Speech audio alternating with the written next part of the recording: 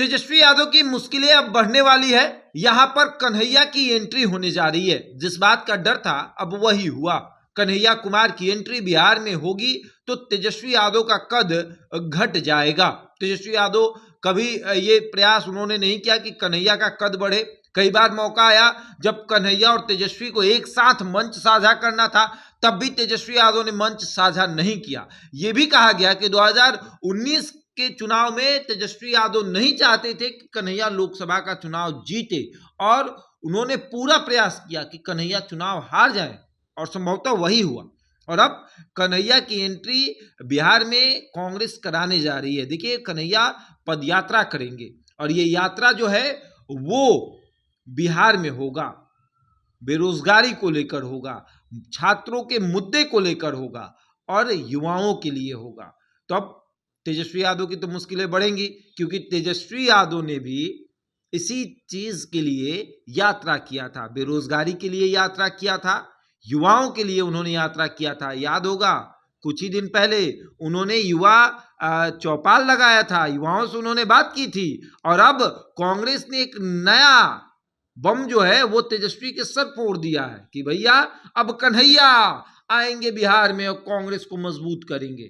जब से ये नए प्रभारी आए हैं कांग्रेस के, तब से राजद की मुश्किलें बढ़ गई हैं, क्योंकि जो राजद लगातार कांग्रेस को दबाते आया, क्योंकि राजद के पास एक बहुत बड़ा चाबी था। कांग्रेस का एक चाबी जो है वो राजद के पास था। वो चाबी थे कांग्रेस के प्रदेश अध्यक्ष अखिलेश सिंह। और राजद जैसा चाहती थी वैसे अपने इशारे पर अखिलेश सिंह को घुमा रही थी।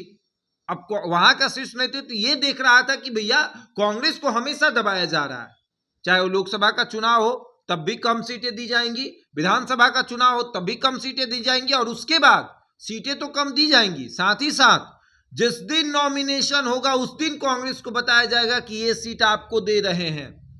आपने देखा होगा इस बार का लोकसभा चुनाव, पिछले बार का विधानसभा चुनाव, कांग्रेस को यह भली भांति पता है। इस बार जिस तरीके से पप्पू यादव के साथ हुआ, कांग्रेस के साथ पार्टी का विलय करने के बाद भी कांग्रेस में पार्टी का उन्होंने विलय कर लिया, लालू यादव से मुलाकात कर लिया पप्पू यादव ने, लेकिन फिर भी राजद ने पूर्णिया में अपना उम्मीदवार उतार दिया, जिसकी वजह से पप्पू यादव को निर्दलीय उतरना पड़ा। और निर्दलीय चुनाव जीतने के बाद भी पप्पू यादव कांग्रेस को समर्थन कर रहे हैं।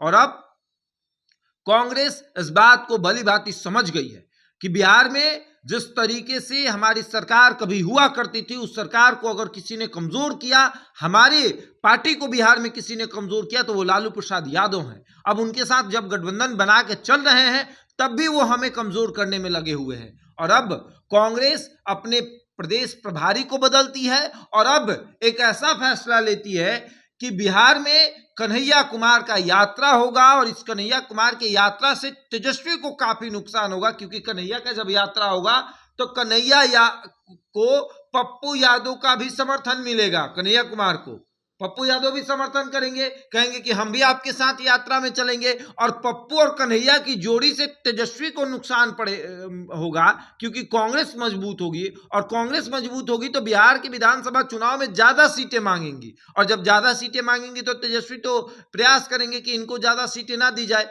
लेकिन नुकसान तो होगा जरूर। अब देखिए, कन्हैया कुमार ने प्रेस कॉन्फ्रेंस कर दिया, साफ बता दिया कि भैया आप कुछ भी कर लीजिए, यात्रा तो होगी, और ये इस यात्रा से भाजपा को, जेडीयू को नुकसान हो या ना हो, लेकिन राजद को काफी नुकसान होगा। तेजस्वी यादव अब बैठकर सोच रहे होंगे, चिंतन कर रहे होंगे, कांग्रेस के नेताओं को फोन घुमा रहे होंगे, आप कन्हैया को बिहार में क्यों ला दिए।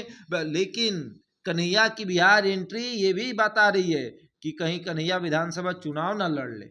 अगर चुनाव लड़ लिए तो तेजस्वी यादव के लिए मुख्यमंत्री की कुर्सी पर बैठना भी मुसीबत हो जाएगा। बहरहाल इस खबर में इतना ही। बने रहे हमारे साथ और देखते रहे द इंडिया टॉप।